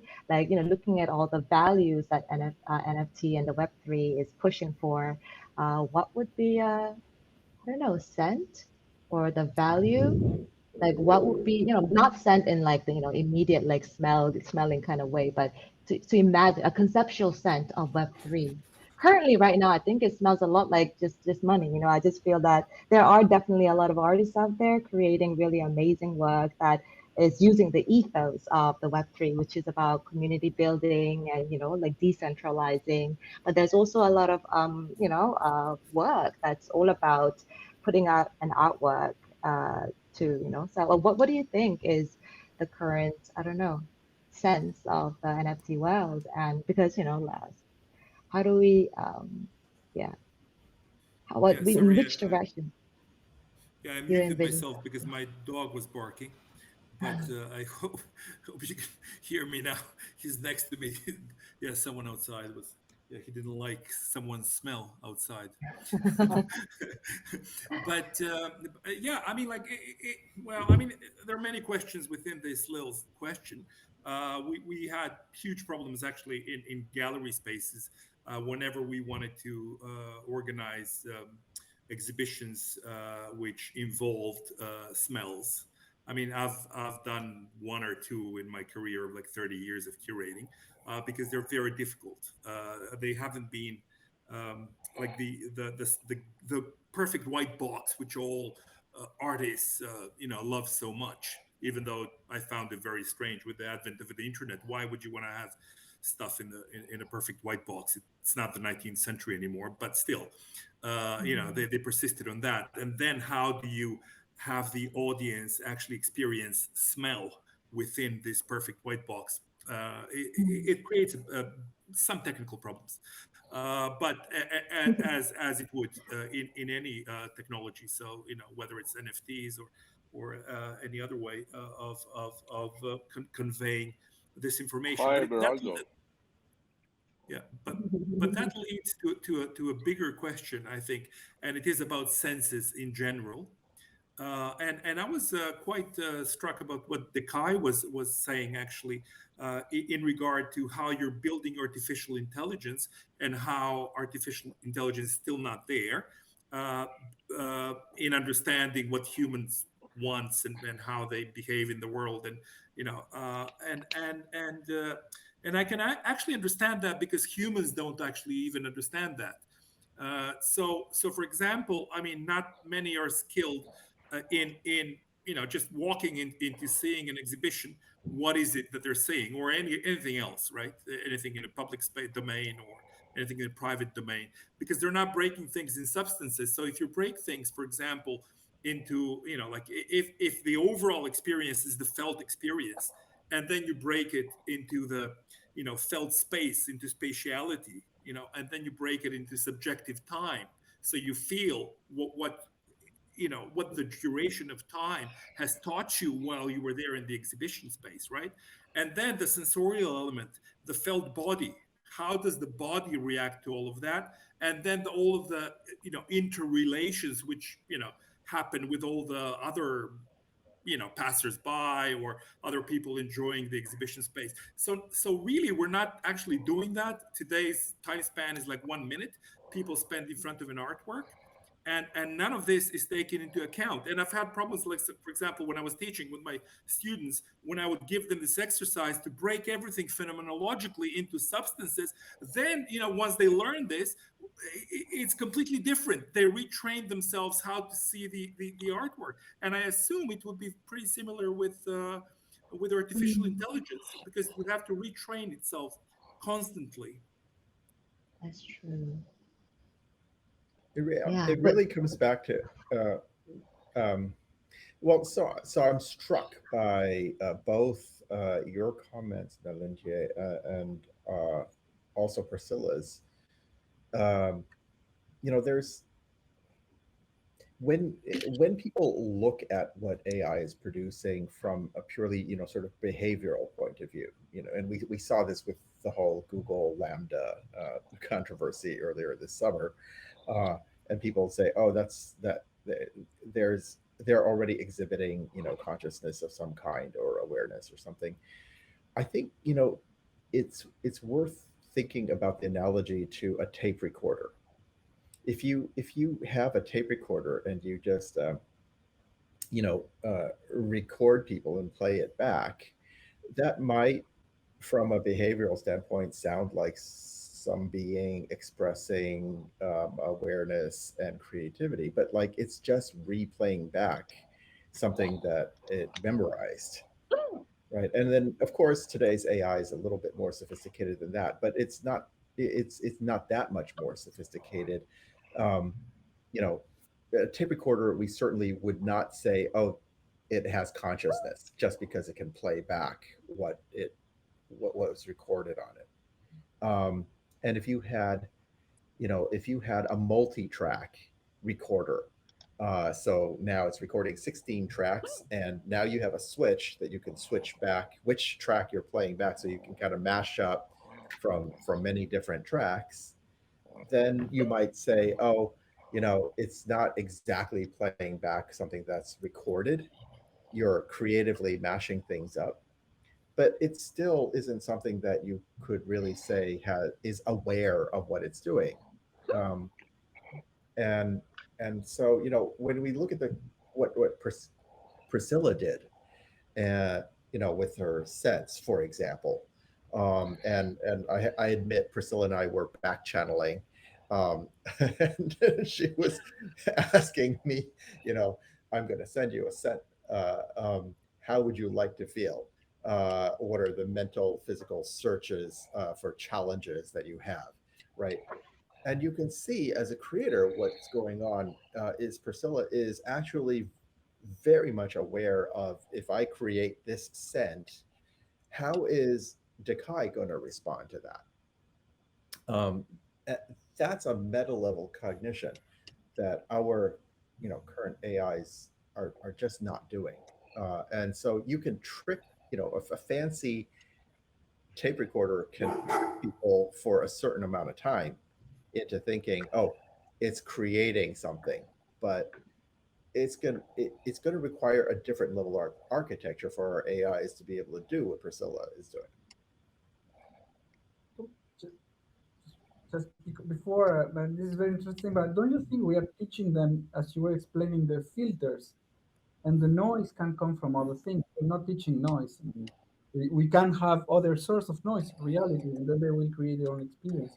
So teaching the filter is not the same that tape recording, in the sense, I mean, in my understanding, they have like this latent space that could come from noise, that could come from experience, but you need the filters. That's something that you learn, even in my life, I learned that. That doesn't make me record. I mean, indeed, but the filters are a great example of why you actually need that awareness, right? I mean, without the filters, Priscilla might send me one of her bad scents, even though I expressed, that I want, something that's going to make me feel love, right? So Priscilla's going to have to go through some sort of filtering process that says, okay, well, maybe not this scent, because even if I, Priscilla, associate this bad scent with love for whatever reason, we could, Priscilla can also guess that, well, okay, Dakai or somebody else is not going to associate that scent with love, right? And so, again, there's this meta level cognition going on. Yeah. Well, speaking of filters, maybe I would also like to ask Dr. Manovich's opinion about the filter, the quality of filter, quality of generation the AI had been providing for you, like if you were to compare your own memory of your childhood growing up in Russia and seeing the representation of it, like as filtered and curated by the AI. But what are some of the observations? What are some of your reflections? Yeah. Some of the biggest, Thank you, you know. Lisa. Yeah. Thank you, Lisa. I'm sorry I was bothering you, gesturing you, because I think for some reason, you know, maybe I forgot to start sharing. So I was like trying to bug you guys while I was small egg. So actually, before I will answer your question, but I'm very eager to make a larger comment about one theme in one term, and I promise I will not be too long, which, you know, few people, including you and Dr. Dekai, have used today, which is this idea of humanizing AI. So I think we have to differentiate between the use of AI in everyday life, assistance, you know, observations, assistance for the people, human-computer interaction, and maybe we do want AI to understand human emotions. I mean, this is right. The idea already goes back to the 80s. Maybe not, because there are maybe privacy issues. But anyway, right? I mean, we kind of want the AI to understand it. However, if it comes to contemporary art and culture, we don't want to dehumanize the AI. We actually want the AI to be inhuman. Let me explain why. Because sometimes I have a feeling that nobody besides me in this group have taken like a basic art history class. So if you guys taking basic art history class or humanities class, which I think you did, but maybe you just forgot, you would remember that this idea of like technology is cold, humans are warm and fuzzy. This is the idea which comes from British Romanticism, also from Rousseau, Return to Nature. So this is the end of the 18th century, early 19th century, when European artists and intellectuals see beginnings of the industrialization, and they get scared, and they want to resist, right? They want to retreat, and this is when the idea of artist, soul genius, creating from his imagination comes out. Now, if you go and see what happened in culture in 200 years since that, there's been certain groups of artists which continue to resist, especially surrealists and Dadaists. But most artists in the 20th century have in fact wanted to dehumanize the humans. Abstract art is about taking the human out of a picture. From Dziga Vertov in the 1920s to Andy Warhol in the 1960s, the artist identifies himself or herself with a machine. Dziga Vertov writes, "I'm the camera eye." Andy Warhol, right, makes these films where the camera is looking at the Empire State Building for 8 hours. So he's taking any kind of activity, behavior, etc. So if you actually look a bit, if you open your history textbooks, you would realize that the whole modern and contemporary art, it's about taking this fuzziness out. It's about playing the idea of human as a machine, or etc. Abstraction. Think about Malevich, which creates these space constructions where you no longer have this anthropomorphic up and down, right? There's no horizon line. I mean, conceptual art, earth art. So I'm worried that, you know, we're all very educated people and we know about it, but somehow when we go and talk about new media or digital art, we forget. We become this like 5-year-olds who start talking about, you know, fuzzy, dehumanizing, etc. And if you guys want the larger cultural world, Biennales and New York Times to take it seriously, you know, let's get a bit of education, you know, and drop this, I think, completely nonsensical idea. Lisa, this is not meant, of course, as an attack on you, although it is being provocative. I can take it. Perhaps as it meant as an attack on Dr. Dekai, who did get a PhD at Berkeley, but maybe he never walked across the campus to art departments. And the reason I wanted to say is that, you know, some artists say, okay, whatever. But when Google, Amazon, you know, and other companies start expressing the same kind of romantic, fuzzy, completely out of the discourse, people listen. So in my work, I've been trying, right, for decades to educate technologists about contemporary art and culture, but I'm not sure I'm succeeding. So I know that my comment can be interpreted as very brutal, etc., but I'm simply trying to make a point, okay? Drop this idea, and if you want this discourse to have any relationship to contemporary culture at large, as opposed to pop culture, which is still based on this romantic idea of machines are, you know, here to get us, we're humans, we're fuzzy. We're not fuzzy, we want to be alienated. And what's great about AI is that it allows us to alienate ourselves and explore the art of a posthuman. Thank you so much. I want to rebuttal that. Thank you very much. But may I? That's what you want from me, right? So Yeah, I know. You are here because you are the agent provocateur, and we need agent provocateurs, definitely. Yeah, I first met Dr. Lev Manovich in Art Electronica, and the first thing he said, media art sucks. So, and then it was like, we started a very interesting conversation from there. So this is like normal. I don't know. I think like, I will sort of go back to what the Kai said, like one of your own experiences with the humanity and your own personal experiences actually help you sort of orient the direction of your art or your conceptual thinking. And I think a lot of the art that you've mentioned, they're sort of coming up from the war period, like, like Dadaism, and it's coming out from like the early 20th century war period when humans were really horrible to each other. And before that, yeah, but I think humanity is, I mean, call me if I, maybe I'm optimistic, but I think we are enhancing ourselves, and I think humanity is learning, and I think media technology has really afforded that to us. So for instance, all the war movies, I really hate watching them, but then after you watch them for a while, you realize, without even experiencing it vicariously, you know that this is not the way to go. So I think there are many different, types of artwork, some of which are sort of putting the technology on a pedestal and sort of worshiping it and trying to make an Ubermensch out of that kind of image. And there are people who are sort of regressing, going back to the softness that is more inherent in us and trying to find that bridge between the two gaps. In the 1996, Dr. Manovich, you posted about the Turing land and the Duchamp land, right? And you believe that the Duchamp land, which was more like the art world, which is more familiar to us, is very different from the Turing land. And I think those two lands are actually perhaps coming together through the Web3 as a mediator. And I think it's really up for us to determine whether we can bring these two worlds separately. I mean, today when I was making the effects here, Mac had its own commands for hard restart, and PC had its own thing. And if you look at like a lot of like VR applications, if you have a Mac, you can't really get into that. So like sometimes these technologies sort of like segregate people as well.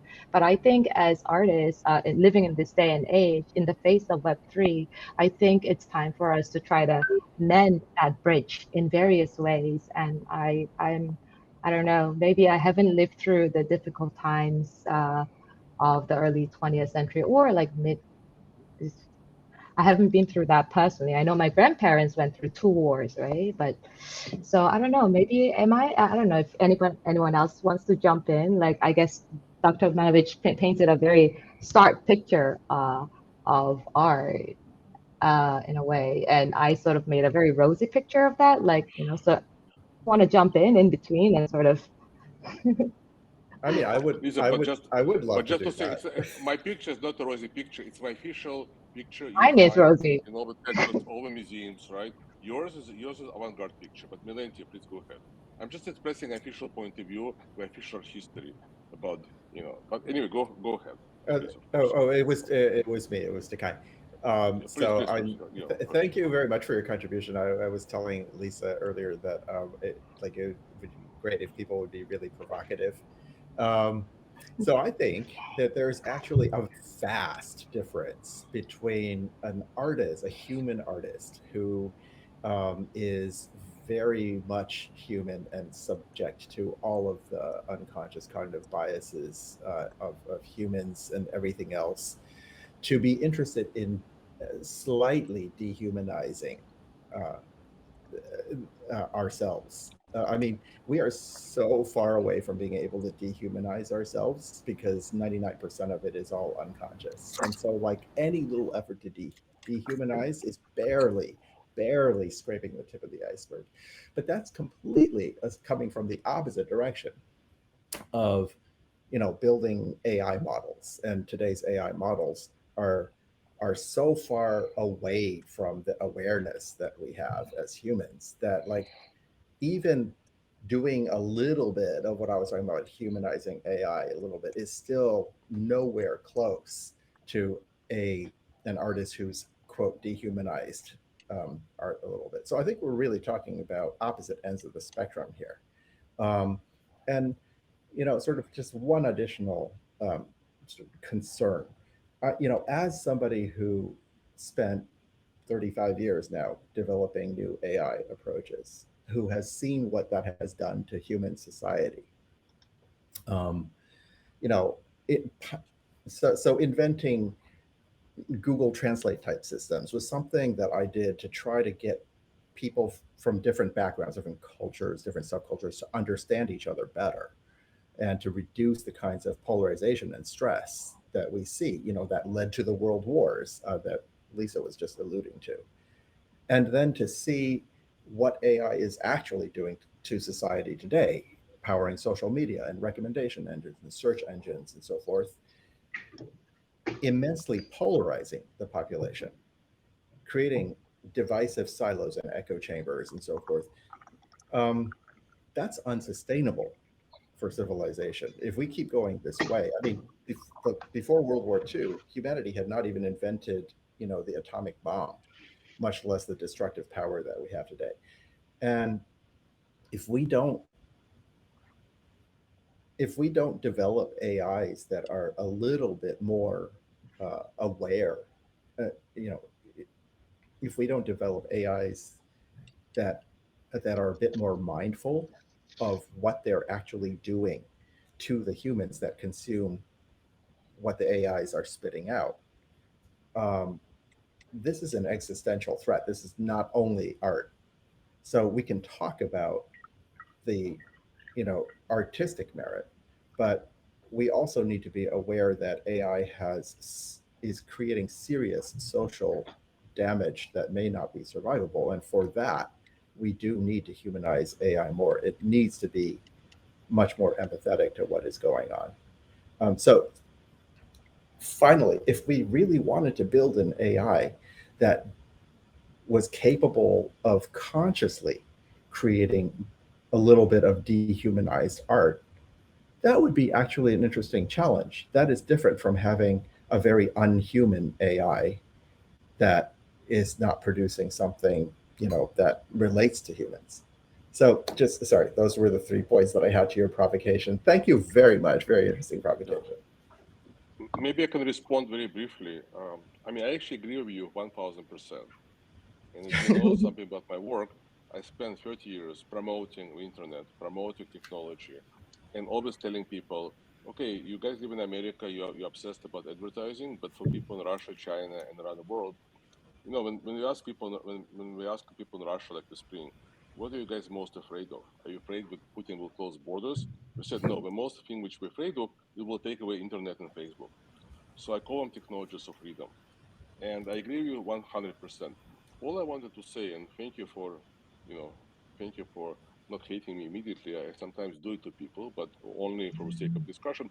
So I'm not talking about AI in society. I'm talking about AI in art, right? And specifically in the context of what we can call high art, right? High culture, MoMA, Guggenheim, etc., where I think we can observe, let's say, from beginning of abstract art in 1910, where suddenly we take human image out of a picture, right? The human image was always in the center of art. In Asia, in Middle East, in Renaissance, right, linear perspective, and now we have abstraction, and then we have minimalist art in the 60s, which in a way embracing the coldness of technology, right? So, Lisa perhaps is right, that this is the response to some 20th century developments, but we still live in the same era, right? So if you go around the galleries, it's not only going to be like fuzzy, mid-journey, kind of characters. It's going to be abstractions, installations, etc. That's all I wanted to say. So I think we agreeing completely, but I just wanted to make the distinction that when we're talking about dehumanizing AI, we have to specify, right, in the context of larger society, and maybe in the context of the commercial art, right, Hollywood films, but in the context of contemporary art or architecture, for 100 years, we want something which is actually not exactly human-like. So that's all I wanted to say. So the ability of AI to invent something alien is what I think artists, also happy to embrace. So in a way, Kai, you basically made a mistake by working for society. Should have been working for artists 30 years. You wouldn't have any hard problems, right? Artists would welcome Google Translate, which would not work. So one day you want to retire, one day if you retire, just go teach art school. And then, you know, because artists love, right? Artists love glitches, you know. So we're like, normal people don't. I don't, because I grew up in a glitch society called communism. That's all. So I hope I hope I made it clear. And of course, I didn't mean my provocation to be insulting. It was actually to do what Lisa asked me to do. That's all. Oh, wow. Okay. Yes, I think the Q&A is, I'm so sorry. We're kind of like behind time. So thank you for all those like who are sticking around at this moment. We have a Q&A opening to the, yes, to the floor. Hey, can you hear me? Yeah, I hear you. What's this? I Awesome. can't see the Appreciate the video. conversation. Really, truly, it's refreshing for me. I'm more of a Web3 native. My question for you guys is, in the context of DAOs, governance, that's really what we're talking about here. What's your perspective on the future of this, right? A concept that we've been toying around in the Web3 space is proof of contribution versus like proof of stake. Like realistically, what this means is like, if I stake like a 10 million tokens, I have more voting rights than the guy with 10 tokens right now. But if I have 10 tokens and I contribute value to the network, then I have more voting rights. What are your thoughts on kind of like how things should be governed and the future of DAO? Anyone want to take on that? I think this is a question for Priscilla, actually. Yeah, I can. Yeah, definitely I can go. Yes, please. Yeah, it makes sense. I don't know what to say. You had the answer in the questions.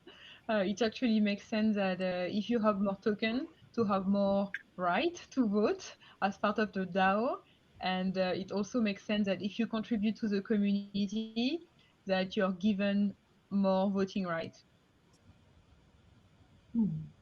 Yeah. So I'm not too sure how one and the other can't coexist. So I'm not sure I'm answering your question. Okay, another speaker here. Oh.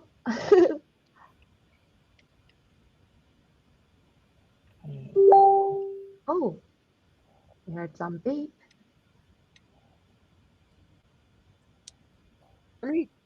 Hi, I see you now. Hello. I have a question for you guys. When you were talking about like humanizing or dehumanizing AI, how would that even work? Because like when I think about AI, I think about AI that's trained on human data. So can you really add more or less humanity to that without resorting to some like generative data at all? Just like something I think about sometimes, and I'm wondering how you guys see that.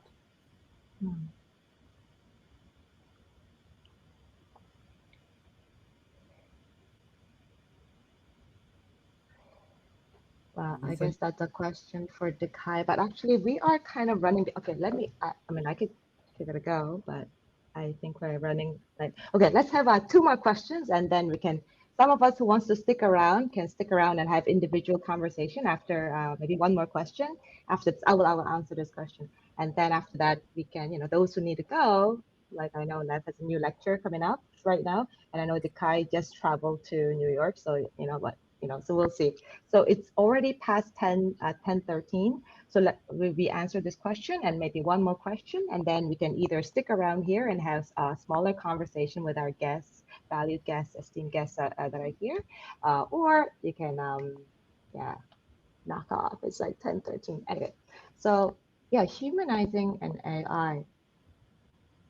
I think that's true. Like, if you look at the example that I often use about the experimentation between like Tay and Xiao Xiaobing, like the 2 different AIs that were deployed, they were actually both Microsoft AIs that were deployed in 2 different cultural contexts, and it led to surprising different results, right?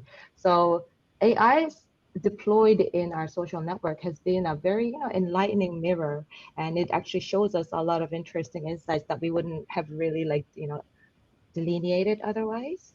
So there is definitely I think I see it as a mechanism through which we can reflect And through doing so, how can we actually implement more humanized AI? Well, we would be able to self-reflect, right? I think a lot of our speakers here went back to the idea of self-reflection. And what machines do for us is that they are mirrors. They spit back at us what we feed it. And so through that, we can navigate. Without this feedback, it's very difficult to navigate forward. So I think we should work with the AIs to reflect and think forward and feed it better data. And in order for us to feed it better data, I think we have to reflect as humanity. But I'm not an AI expert. So if anyone else wants to answer that question, or if somebody else wants to jump onto the Q&A table, please do so. Oh, Alvaro. Just a word. Yeah, we have been talking about that, and I think the best way of learning about yourself is to actually be confronted and make an effort to understand something that is extremely alien. You know, so that's probably what Lev also was saying, and this I completely agree that I'm not looking for something that exactly imitate my behavior. So that was exactly the word I was saying. We are teaching them what our prejudices and everything. So then, yeah, with feedback, we learn, like a psychologist or whatever, but it will be much more interesting. It's what I call the technological koan. You know, it's like it has to be alien. So now you may learn something about yourself. It's not necessarily the goal to learn, but you know, to expand, transform, whatever. I mean, it's an experience. But yeah, I think it's if the technically, I don't think it will be a problem that it start to be different. Even if we imagine you teach children, you know, you experience and they become something different. So they must be exposed to something that is alien, different, is their own experience, and in that sense, I believe that they have their different, I don't know, way of being.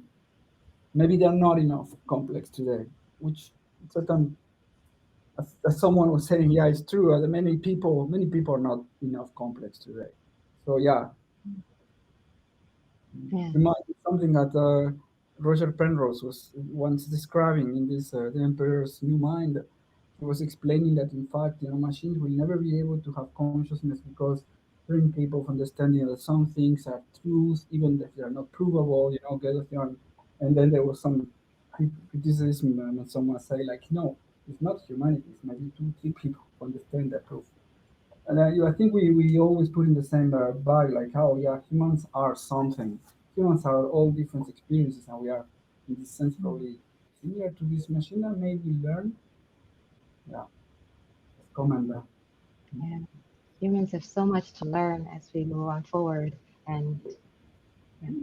So I don't know if there's any question right now. Is there a question there? I don't think CU Park is looking to ask Mike any questions. Those are my parents, by the way.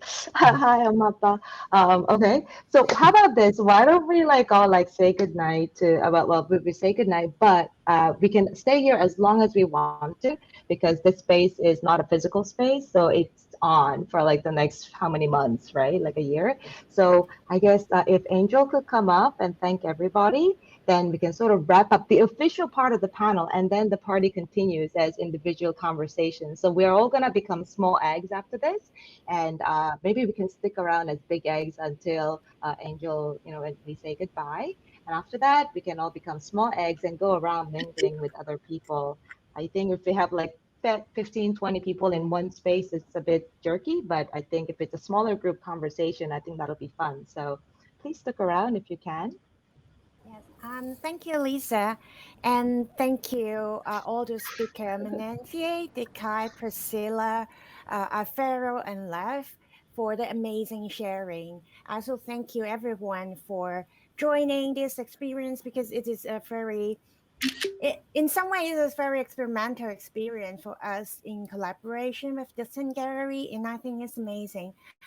Thank you so much. Actually, the panel discussion, as I mentioned at the very beginning of the session, is a kickoff event of our Foundation Festival.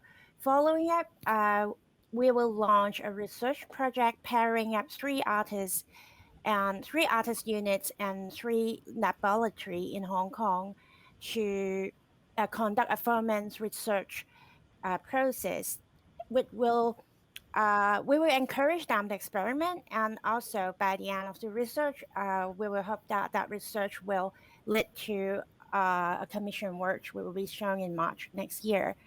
Some of the artists are in here already. We have Koichuk, who will work with Alfaro for extended reality. We have Zhao Ming here. Sorry. We have we have Jiaming Lau, who will collaborate with the KAIS Lab in Hong Kong, UST. And also we will have Fistin, a duo of Billy and Terence, who will collaborate with Dr. Damien Chariteras from the Laboratory of Intervention in Speculative Finance at the City University of Hong Kong in the School of Creative Media. So thank you so much for staying with us. It is a very long talk, but it is really a fruitful and rich conversation. Thank you so much, and feel free to mingle and talk with each other. Thank you, and see you around.